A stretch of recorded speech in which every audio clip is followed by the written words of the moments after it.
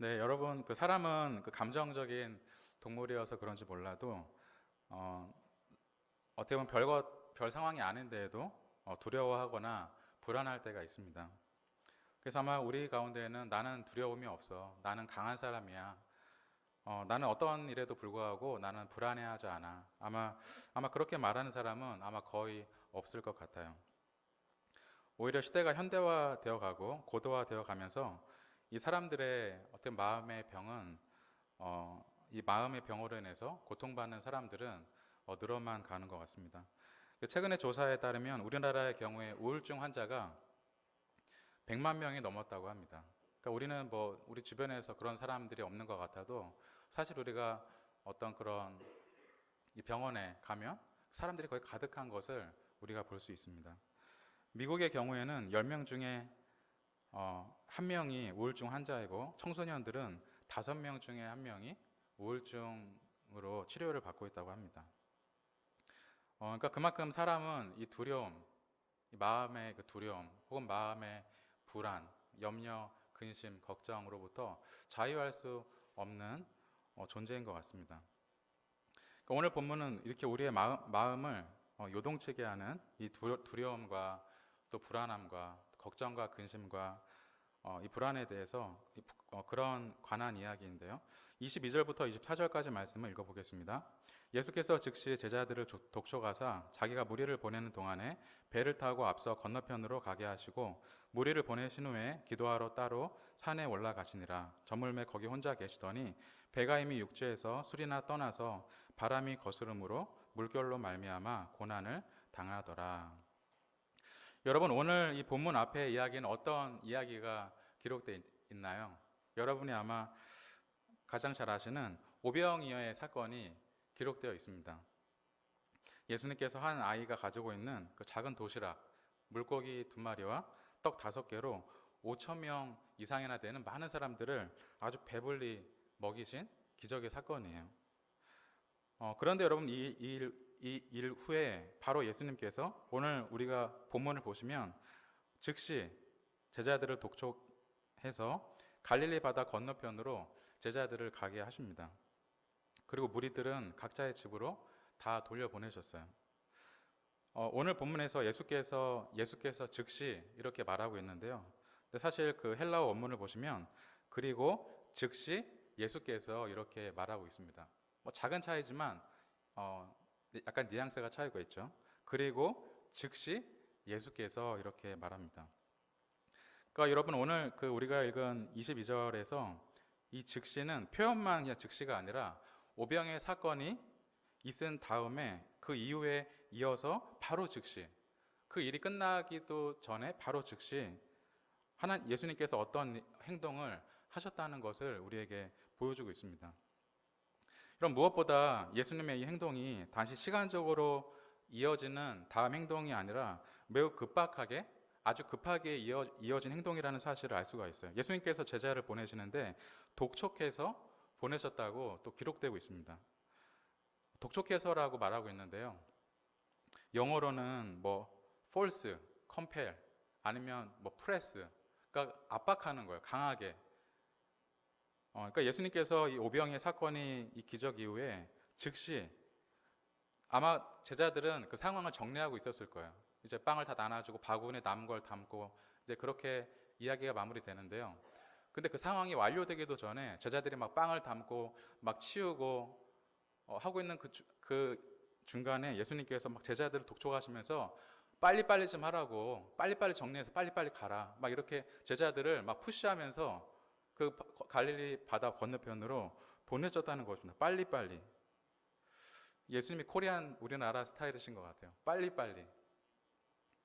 제자들을 이 갈릴리 바다 건너편으로 보내셨습니다. 여러분, 예수님께서 왜 이 무리들을 그렇게 서둘러서 그들을 돌려보내셨을까요? 그 이유가 요한복음 6장 15절에 기록되어 있는데요. 그 무리들이 예수님을 자신의 왕으로 삼으려고 하는 것을 아시고라고 기록하고 있습니다. 여러분, 오병이의 사건 이 기적이 얼마나 사실 놀라운 여러분 기적이에요. 아마 사람들이 가장 좋아하는 예수님의 기적 중에 하나를 뽑으라고 하면 아마 이 오병이어의 기적을 뽑을 것입니다. 빵을 무한하게 만들어내실 수 있는 분이라면 예수님은 사실 모든 것을 다 무한히 만들어내실 수 있는 분이에요. 아마 인류의 가장 근본적인 문제를 해결하실 수 있는 아마 분으로 여겨질 겁니다. 그러니까 왕의 문제가 아니죠. 아무튼 여러분, 그래서 지금 막 이 등 떠밀린 이 제자들은 배를 타고 갈릴리 바다 건너편으로 이제 가고 있습니다. 근데 문제는 배가 육지에서 떨어지자마자 바람이 심하게 불고 막 그 바람으로 인해서 그 물결이 막 요동을 치는 거예요.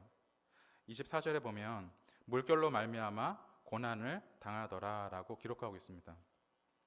여러분 아시다시피 갈릴리 호수는 이제 갈릴리 바다라고도 불리잖아요. 그러니까 굉장히 넓고 깊기 때문에 바다라고 불립니다. 그러니까 여러분 바다 위에 있는 것만 해도 굉장히 어떻게 불안해요. 그 많은 물 가운데 있는 것 자체가 불안한데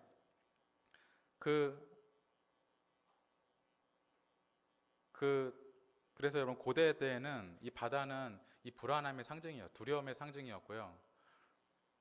죽음을 상징하는 장소이기도 했습니다. 그래서 여러분 지금도 그 아래쪽에 내려가면 남편이 바다로 나아갈 때 막 제사도 드리고 하잖아요. 무사하게 돌아올 수 있기를 바라는 것입니다. 근데 여러분 이렇게 잔잔한 바다도 아니고 오늘 본문에 보면 큰 파도가 일었다고 얘기하고 있습니다. 또 시간도 25절에 보시면 밤 사경이에요. 밤 사경은 지금으로 하면 새벽 3시부터 새벽 6시 사이입니다. 가장 어둡고 정말 아무것도 보이지 않는 그런 시간인 거예요. 원래 바다는 아주 파란색, 이쁜 색인데 여러분 근데 그거는 낮에 말이고 한밤에 바다를 보면 진짜 더 무섭죠. 완전히 그 칠흑 같은 어두움 가운데 지금 막 폭풍이 불고 거기에 이 제자들이 작은 이 배에 타고 있는 겁니다. 근데 여러분 여기서 클라이맥스가 남아있어요. 클라이맥스는 뭐냐면 이렇게 두려워 떨고 있는 제자들에게 어떤 일이 있어요? 누군가 걸어서 오는 거예요. 무리를 걸어서 누군가 오는 겁니다. 25절과 26절을 볼게요. 밤 사경이 예수께서 바다 위로 걸어서 제자들에게 오시니 제자들이 그가 바다 위로 걸어오심을 보고 놀라 유령이라 하며 무서워하여 소리 지르거늘. 여러분 예수님의 제자인데 유령이다라고 소리 지르는 거예요.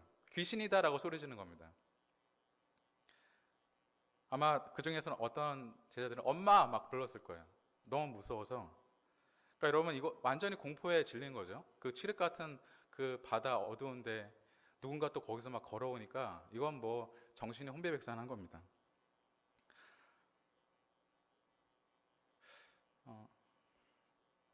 근데 여러분 지금 이 제자들이 있는 이 두렵고 이 불안할 만한 누구나 다 불안할 만하다고 생각하잖아요. 밤에 바다에 있으면 불안하겠지, 두렵겠지. 근데 여러분 이 상황과 어떻게 보면 매우 유사한 상황 가운데 있지만 제자들과는 전혀 다르게 평안히 계신 분이 계십니다. 예수님이세요. 여러분 예수님의 제자들을 보내시고 어디로 가셨다고 기록하고 있나요? 홀로 산에 기도하러 올라가셨다고 기록하고 있습니다. 여러분 혹시 한밤에 산에 가보신 적 있으세요? 한밤에 저녁이 아니고요. 조명이 아무것도 없는 한밤에 산에 들어가 보신 적 있으세요? 여러분 정말 그 산속에 한밤중에 정말 아무런 그 시야가 아무것도 보이지 않고 아무도 없는 곳에 여러분 산속의 중턱에 그냥 산 입구가 아니고요. 산 그야말로 쑥 들어가서 그 나무들과 바위와 계곡으로 둘러싸인 그 한 곳에 여러분 그곳에 있다고 생각해 보세요. 근데 예수님이 거기 혼자 계신 겁니다. 제자들은 함께 배에 타고 있어요. 근데 예수님은 혼자 그 산 한가운데 속에 들어가 계세요. 그런데 여러분 제자들과는 다르게 제자들은 지금 막 엄마 아빠를 부르고 막 귀신이다 유령이라 부르고 있는데 이 불안함으로 마음이 졸이고 있어요. 근데 예수님은 약간의 두려움도 없이 평안하게 산속에 혼자 홀로 앉아서 기도하고 계시는 모습을 우리가 보고 있습니다. 여러분 제자들이 예수님과는 다르게 그렇게 두려움과 이 불안함에 휩싸인 이유가 무엇일까요? 그들이 그 바다 가운데에서 그들이 느끼고 몸으로 느끼고 눈으로 보고 있는 그 무서운 상황이 그들의 그 마음에 그 믿음을 압도했기 때문입니다. 여러분, 제자들이 그 한밤중에 그 출렁이는 바다에서 그 당면한 그 상황, 그 눈에 보이는 것들, 그 상황이 그들의 마음의 그 평안과 그들의 마음의 믿음을 한마디로 눌러버렸다는 거예요. 그냥 누른 겁니다, 위에서. 이 모습을 마치 슬로우 화면과 같이 자세하게 보여주는 장면이 28절부터 30절까지의 말씀인데요. 제가 한번 읽어보겠습니다. 베드로가 대답하여 이르되 주여 만일 주님이시거든 나를 명하사 물 위로 오라 하소서 하니 오라 하시니 베드로가 배에서 내려 물 위로 걸어서 예수께로 가되 바람을 보고 무서워 빠져가는지라 소리질러 이르되 주여 나를 구원하소서 하니. 베드로가 두려워 떨다가 예수님께서 나다, 제자들아 나다, 두려워하지 말라 말씀하셨어요. 베드로가 이걸 들었습니다. 믿음이 회복이 되었어요.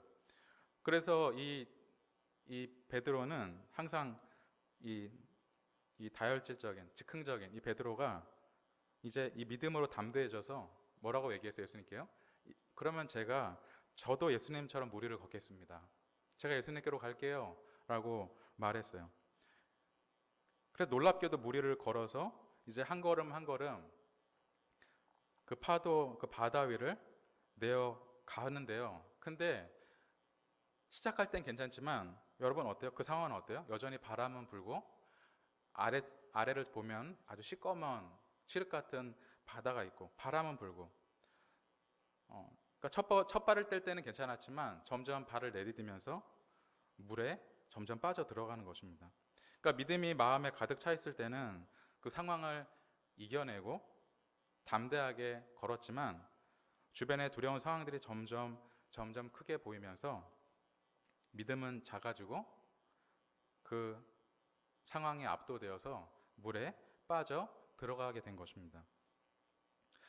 여러분, 오늘 제자들이 경험한 이 심리적, 이 마음의 이 두려움, 마음의 불안함, 근심과 걱정, 어쩔 줄 몰라 하는 이런 상황. 여러분, 저와 여러분의 삶에도 어떤 분에게는 자주, 어떤 분에게는 간혹 이러한 우리의 마음을 우리가 관찰할 때가 있지 않습니까? 여러분, 어떻게 우리는 오늘 본문에 예수님처럼 그렇게 어떻게 보면 마땅히 두려워해야 되는 상황에서도 우리가 두려워하지 않고 믿음으로 우리의 마음을 지킬 수가 있을까요? 23절을 보시면 예수님께서 무리를 보내신 후에 기도하러 따로 산에 올라가시느라 이렇게 말씀하고 있는데요. 앞에서 말씀드렸지만 왜 예수님께서 산에 기도하러 가셨다고 말씀했죠? 사람들이 예수님을 왕으로 삼으려고 했기 때문입니다. 그런데 여러분, 이 상황은 우리에게는 어떻게 보면 사람들이 나를 막 좋아해주고 하면 그거는 좋은 일이지만 예수님께는 그것이 위기의 상황이었어요. 왜냐하면 예수님은 이런 식으로 왕이 되기 위해서 오신 분이 아니라 고난을 통해서 영광으로 하나님 아버지를 영화롭게 하기 위해서 이 땅에 오신 분이시기 때문입니다. 그런데 눈앞의 상황은 어때요? 이제 오병이의 기적이 맞춰질 그 사건이 이제 사람들이 먹고 끝날 즈음에 어떤 상황이 감지가 된 거예요? 사람들이 예수님을 데려다가 왕으로 삼으려고 하는 거예요.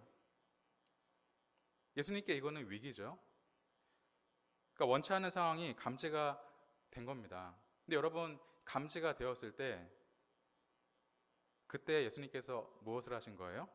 우리가 22절에 보는 것처럼 즉시 다른 일을 다 스톱하고 제자들을 서둘러 재촉해서 보내시면서 어디로 가신 거예요? 기도의 자리로 나아가신 것입니다. 여러분은 이런 상황에서 어떻게 하세요? 여러분은 언제 기도하세요? 아마 보통은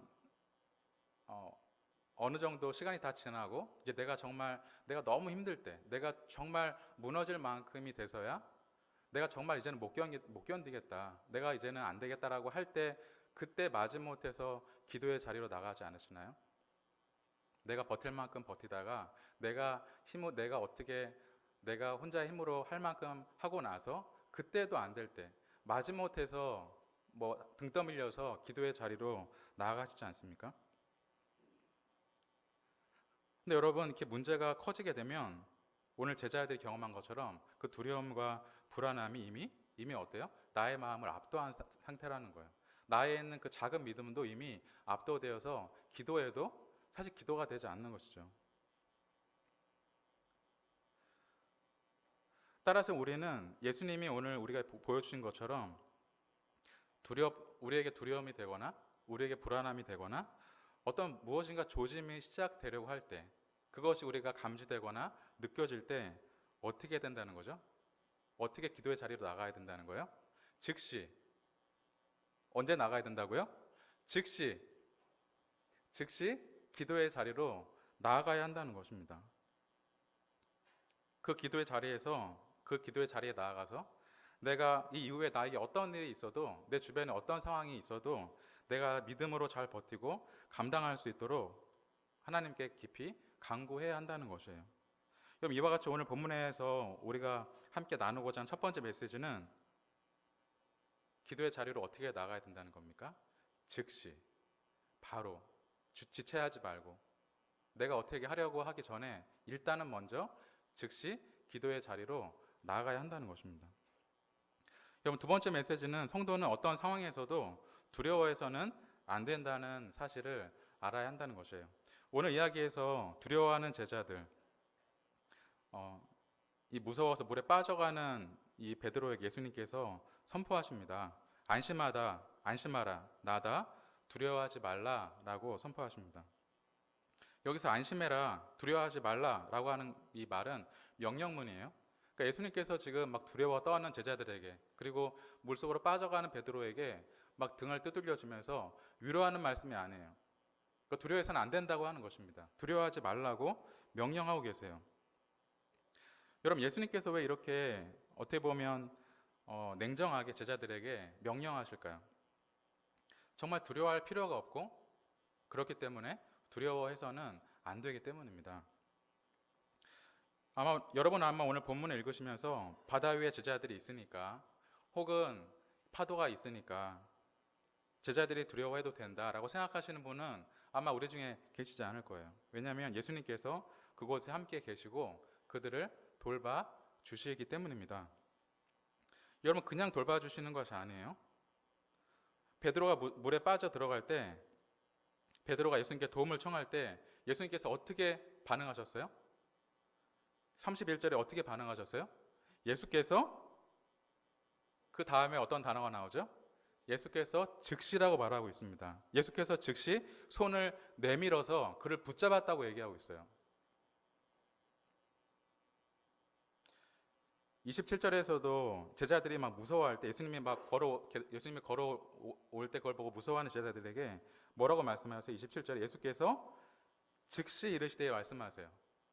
즉시 이르시되 안심하라, 나다, 두려워하지 말라. 예수께서 즉시 손을 내밀어 그를 붙잡으시며 이르시되 믿음이 적은 자야, 왜 의심하였느냐. 그러니까 여러분, 예수님은 베드로가, 제자들이 도와주세요, 나를 구해주세요라고 말할 때, 베드로가 물속에 빠져들어갈 때 베드로가 머리 끝까지 다 들어가서 어느 정도 물에 빠져서 허우적거리는 것을 보고 그것을 예수님께서 그를 도와주셨다고 말씀하지 않고 있습니다. 뭐라고 말씀하세요? 베드로가 손을 내밀었을 때, 도와달라고 했을 때 즉시 바로 그 도와주세요 말이 끝나기도 전에 예수님께서 그를 도와주셨다는 것입니다. 여러분, 따라서 우리는 감정적으로 불안할 수 있습니다. 감정적으로 두려울 수 있어요. 왜냐하면 내가 원하지 않는 것들이 나에게 있기 때문입니다.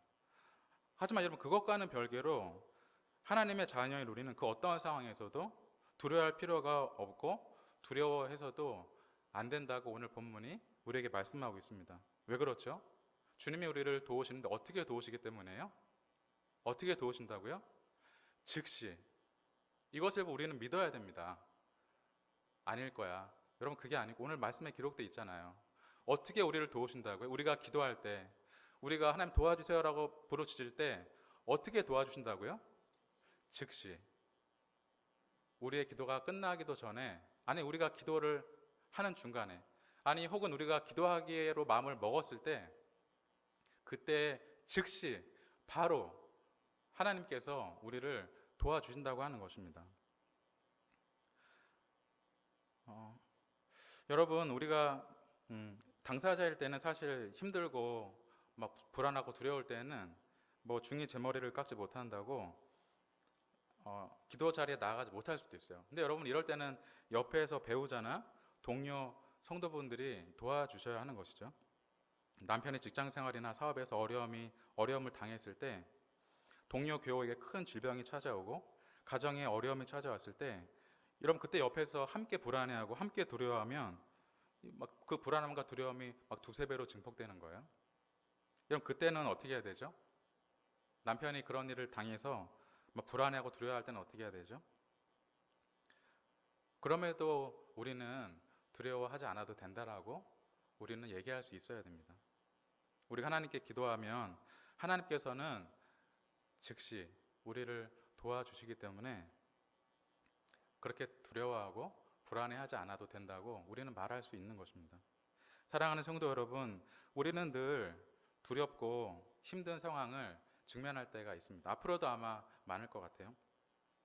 하지만 우리는 그 상황이 우리의 믿음을 압도하게 기다리거나 그냥 내버려 두서는 안 됩니다.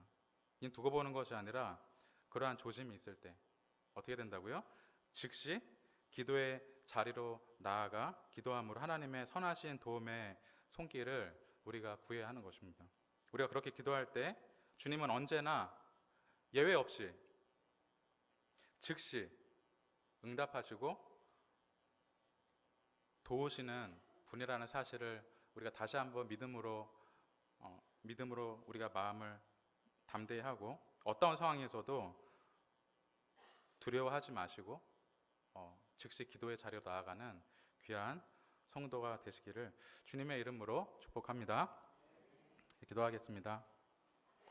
하나님 아버지, 고맙고 감사합니다. 오늘 예수님의 우리에게 주시는 메시지를 우리 다시 한번 기억하기를 원합니다. 우리의 삶에는 늘 두려움이 있고 불안함이 있고 염려와 근심이 떠나가지 않지만, 하나님, 우리가 날마다 즉시 우리가 미루지 말고 내 힘으로 어떻게 해보겠다고 하지 말고 즉시 기도의 자리로 나아가는 우리 성도가 되기를 원합니다. 하나님, 우리가 즉시 기도의 자리로 나아갈 때 주님 역시 그 기도를 미루지 아니하시고 즉시 응답하시는 하나님의 선한 손길을 우리가 믿음으로 간구하는, 또 하나님의 큰 놀라운 일들을 우리의 삶의 간증으로 경험하는 귀한 성도가 되게 하여 주옵소서. 감사합니다. 예수님의 이름으로 기도합니다.